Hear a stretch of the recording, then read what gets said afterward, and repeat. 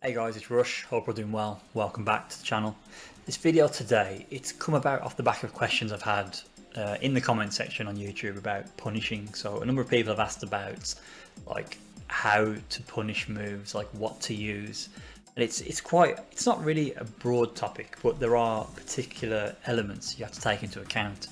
In my opinion, the factors you have to take into account are how fast is the move you're looking to use to punish, how minus on block is the opponent's move, and spacing as well. These are really the three fundamental things you need to consider to build in that muscle memory, knowing how to punish something. So I've got three examples I'm going to show you. They're a little extreme, but it will explain in a roundabout way like how you should, what the numbers, your options, and then how spacing affects those options, if that makes sense. So let's go into the tattoo example first, because that's the most extreme example. Okay, so the first example I'm going to give you is just like a tattoo.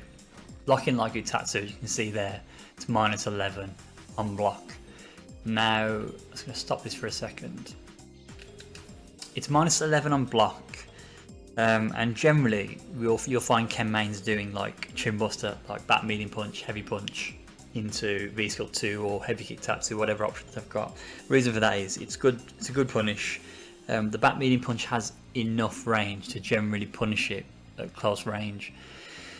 But there are situations, and I hope I can create this now, where the bat medium punch will whiff. Now the bat medium punch is 5-frame startup, so if you've got a minus 11 move, you can use any move all the way up to an 11-frame move to punish. I can actually show you this now. So if I do a sweep, for example, a block, that'll punish. If I do stand heavy punch, that actually punishes. It's good.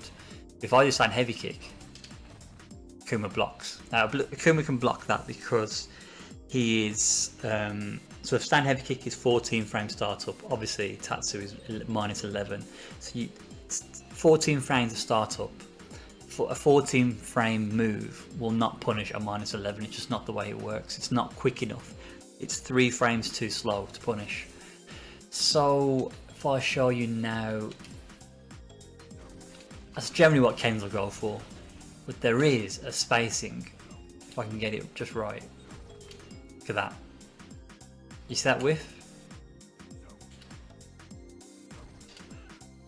Now the reason that's whiffing is because yes, it comes out in more than enough time, 5-frame startup that, but I haven't got the range to reach it. There I have. There I haven't. So this is where it's important to know your spacing and your options based on the frame data. So let's just recap now with this example. It's minus 11. I can use anything from, so Ken has 3-frame moves, but they're specials. They generally don't connect on the 3rd frame unless point blank. But he has 4-frame, 5-frame, 6-frame. He has 7-frame. He has 8-frame. I think sweep is 8-frame. Stand heavy punch is 9-frame startup. So he's got a number of moves he can use. Oh, a line breaker, so stand medium kick is 8-frame as well. So all these moves he can use, but which move not only will punish the minus 11 situation, but also reach. So let's do that again now. This kind of range where the bat medium punch is whiffing. Now I can use stand light kick. And this is what I do when I know it's out of range. Now it's not massive damage, but it is something. I have punished it. Just by evaluating the situation, if I'm honest, we should always use a line breaker, I think. It's minus 11. I don't know why we're not using stand medium kick to punish that every time. On block, that is, of course.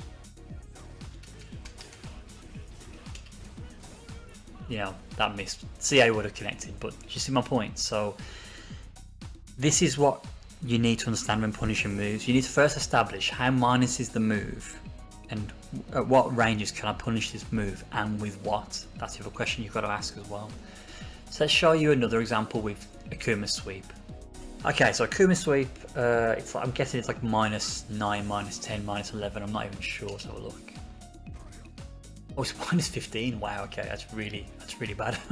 Okay, but so naturally we would do a sweep. Normally people do sweep to retaliate to a sweep on block. Now Akuma's sweep is deceptively, it's got more range than you actually think it's got, and if I can set this up, I think that was perfect then, that was. Look at that, my sweep actually whiffs.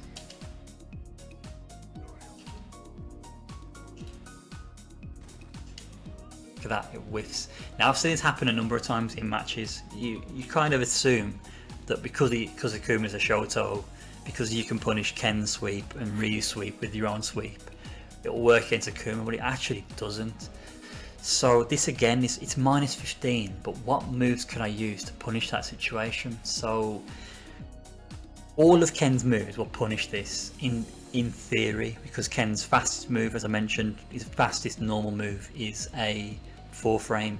His slowest move outside of heavy kick Tatsu is stand heavy kick. So we're talking normals here, so stand heavy kick. So theoretically everything should punish that situation. It's minus 15, but it's not the case. So you do need to be aware of your options, given again the spacing. Now you can just do a one size fits all. Heavy punch DP from there, heavy punch DP from there. That is pretty good. It's a solution that requires less sort of like thinking about the situation. And heavy punch DP, so heavy punch DP has 4-frame startup. But what people don't realise about heavy punch DP is if you try and use it as a raw punish, it sometimes doesn't connect until frame 5, frame 6. So look at it as animation. You know, frames are like, they are frames of animation in the game. So on frame 4, heavy punch DP is active, is ready to connect with the opponent, but it doesn't always connect on frame 4. It can connect on frame 5, frame 6, frame 7, frame 8, frames onwards. There's a lot of active frames on the DP. That's why the DP is good as a punish for minus, say, 6, minus 7, minus 8 moves that you can't normally reach. So I just showed you there, my sweep couldn't reach Akuma's sweep, and my stand heavy punch could reach because of the later active frames. So again, it's all about spacing and numbers. So learn the numbers and learn the spacing, the punishes relating to the spacing. That's the only really way you need to look at this. So my options, like it Tatsu if you can't reach, EX Tatsu if you've got 1 bar of meter, and CA. That's my sort of go-to options if I can't generally reach with sweep. But I have decided, I think, that I will try and lab using heavy punch DP, the punish for sweeps. I think only so far, I think only Karin's sweep does it not reach. But again, forget about all that. The principle is know the numbers on block and understand your options based on the spacing and the startup of your own moves. Those 3 fundamental things to take into account. Yeah, hopefully that explains it. Any questions, as always, give me a shout. And yeah, I'll catch you in a future video. Take care.